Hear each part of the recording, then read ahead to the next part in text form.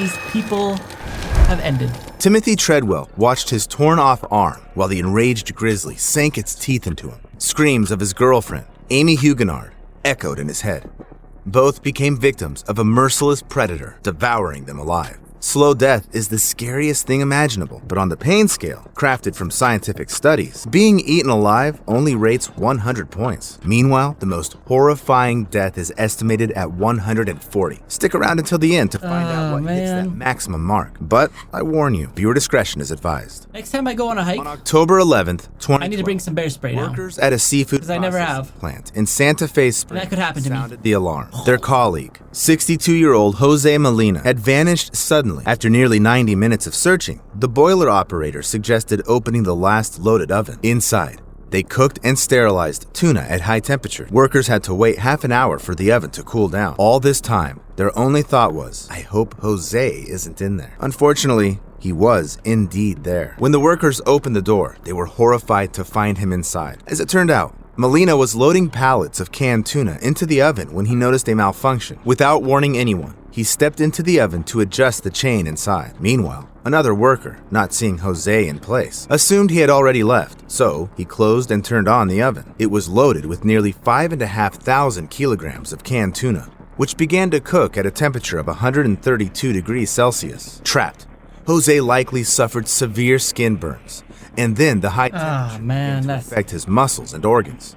Eventually, the poor man was boiled alive. Looking at the pain scale, where, for example, 2 points are attributed to a gunshot to the head and 91 to a shark bite, while dying from being literally boiled alive hits a staggering 105 points. A gunshot is only 2? Such incidents in production happen quite often. In 2009, Vincent Smith II worked at an illegal chocolate factory. Illegal? Service in Camden, New Jersey. Why illegal? The 29-year-old worker was dumping giant chunks of chocolate over the edge of a vat, nearly 2.5 meters deep. There, chocolate was melted and mixed.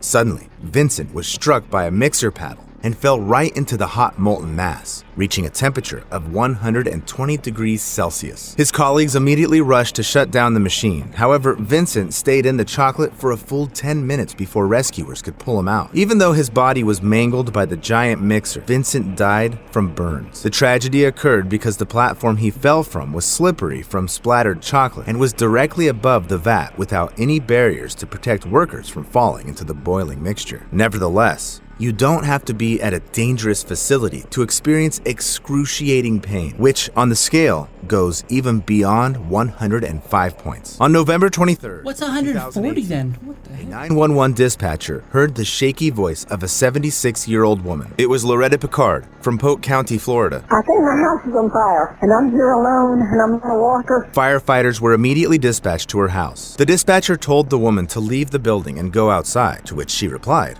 Couldn't, honey, yes, I wanted to. That nervous laugh at the end just breaks your heart. Loretta had recently undergone surgery and couldn't move quickly without assistance. Plus, she couldn't see anything through the smoke. Meanwhile, the fire truck slowly made its way down the rough country road where the woman lived. Loretta was freaking out, worried that nobody would save her, constantly asking if help was really on the way and if they were sure they were coming for her. Then, on the recording, you could hear Loretta start coughing and wheezing, and the sound of the crackling fire in the background getting louder. But I can't show you what the recording captured next, because then the flames engulfed the woman, who never got the help she desperately needed. She screamed wildly as she burned alive. The link to the full recording I'll leave in the description below. We will not be listening Loretta to was that. dying while firefighters were just minutes away from her yard.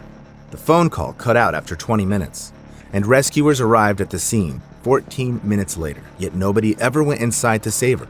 The fire chief claimed that several firefighters attempted to enter the house, but no evidence supports his words. And the dispatcher was blamed for giving ineffective instructions. Due to the negligence of rescuers, Loretta died in agony because the pain from burning alive hits a staggering 108 points. You wouldn't wish such a death on anyone.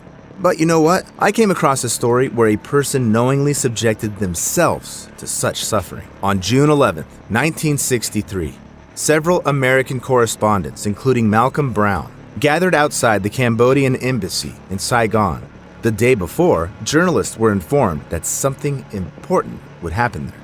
Buddhists were deeply offended by the disrespect of their beliefs by the South Vietnamese government. So, around 350 monks and nuns gathered for another peaceful protest. Suddenly, not far from the presidential palace, a car stopped and 3 monks got out, including Quang Du. Malcolm pointed his camera at the trio, not realizing what he would witness through the lens next. Protesters they have it on camera? Quang, who sat on a pillow in the traditional Buddhist meditative lotus pose, while another monk started pouring gasoline over his head. Quang paid no attention and prayed, and when he finished, he struck a match.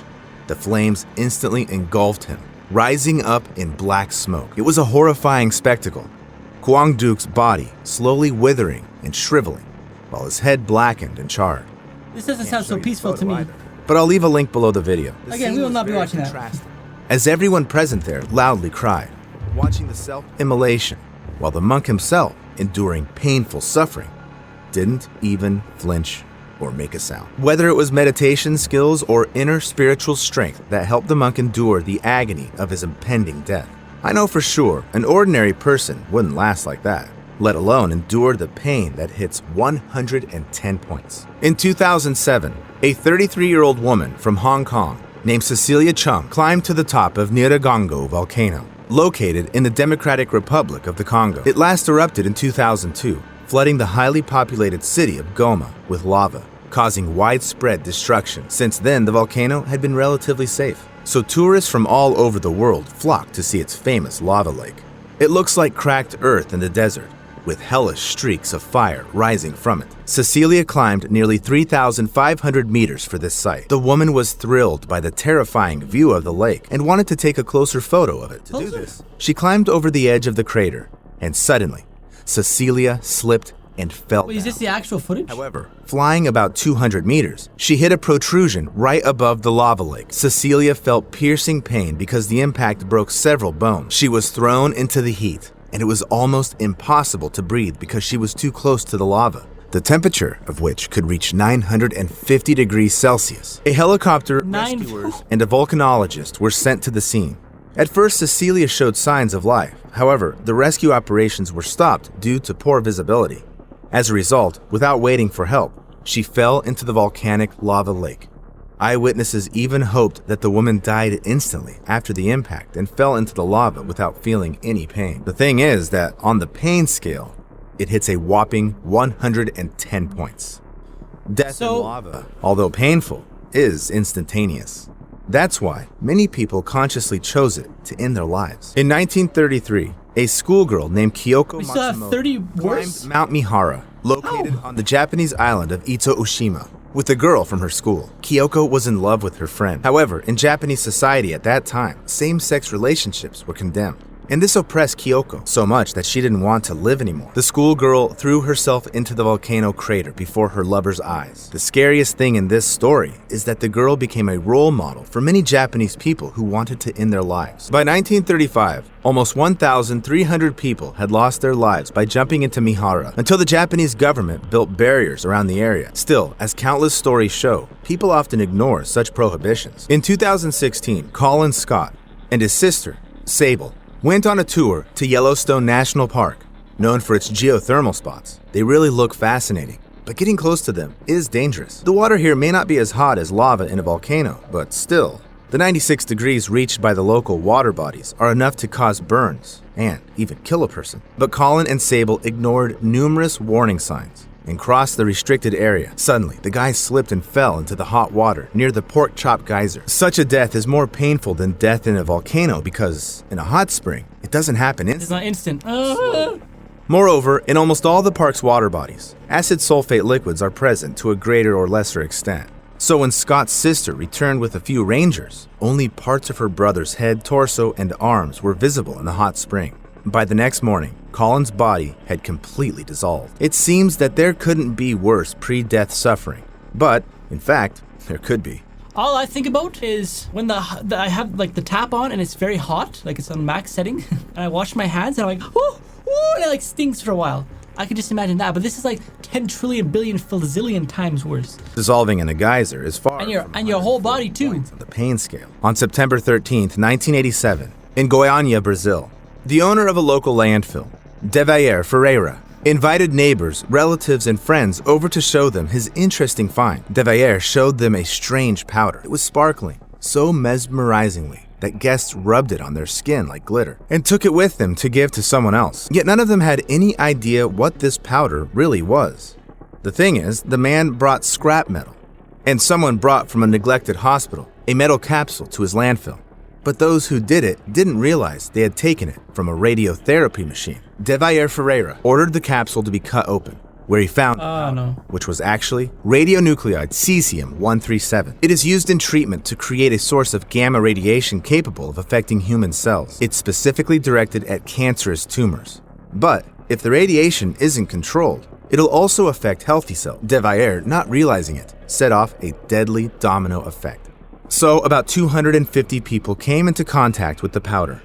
Maria Gabriela Ferreira, the wife of the landfill owner, began to suffer from hair loss and internal bleeding. One of Devayer's hired workers, Israel Bautista dos Santos, developed serious respiratory and lung complications. The other one, Admilson Alves de Souza, had his heart affected. However, the most affected was Devayer's 6-year-old niece, Lei das Neves Ferreira. She was placed in an isolated hospital room, but the staff was afraid to approach the child. The girl gradually developed swelling in the upper part of her body, hair loss, kidney and lung damage, and, just like Gabriela, she suffered from internal bleeding. On the pain scale, these feelings hit a whopping 125 points. You know, all the people who came... You know, let's go this scale. To me, that doesn't seem as bad as this, or even this. But it is worse. Like, I can't even imagine, like it hurt that bad, like, worse than being burned in water. Like, it's like... All the people who came into contact with the blue powder got various diseases, and this quartet later died. All the items touched by people who came into contact with the powder were buried in a repository on one of the city's mounds and marked for use only in 300 years. Such cases in ordinary life are pretty rare, but people who work directly with radioactive elements risk painfully dying literally every day. On August 21st, 1945, less than 2 weeks after the bombings of Hiroshima and Nagasaki, Harry Daghlian was working with the plutonium core at the Los Alamos test site in New Mexico.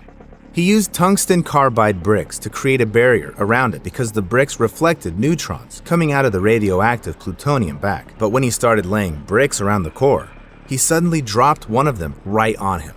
At that moment, the brick caused an uncontrolled nuclear fission chain reaction. It covered the scientist with a deadly dose of radiation of 5.1 sievert. After receiving a radiation burn, a person experiences countless excruciating sensations at once. The skin blisters and ulcers, after which the vessels in it burst, and the person dies. Due to the high dose of radiation, you feel how each of your organs slowly fails until you die. And that's exactly what happened on the 25th day. Okay, I can see that now. I can actually see that now. The slow death from radiation, everything just starts failing. And all the previous steps on the pain scale are united by the fact that these pains weren't inflicted intentionally on the victims.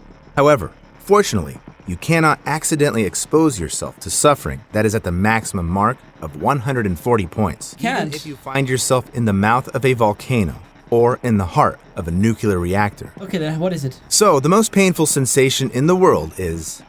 Why with the creepy faces? This refers to a specific torture. Before, the skin was softened using sunburns or hot water.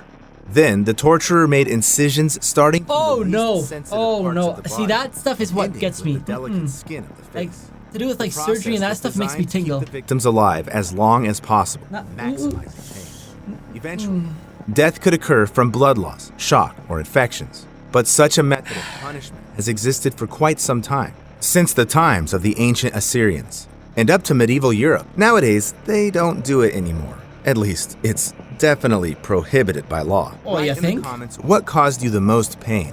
That one right there. That one right there. I have a feeling you guys too, because that, well, actually, maybe some of you guys like that stuff, like, oh, blood. But like me, like, ooh, when it comes to like skin and ooh, But anyways, guys, if you guys enjoyed the video, make sure to slap that like button, subscribe if you're not already, and I'll see you guys in the next one. Peace.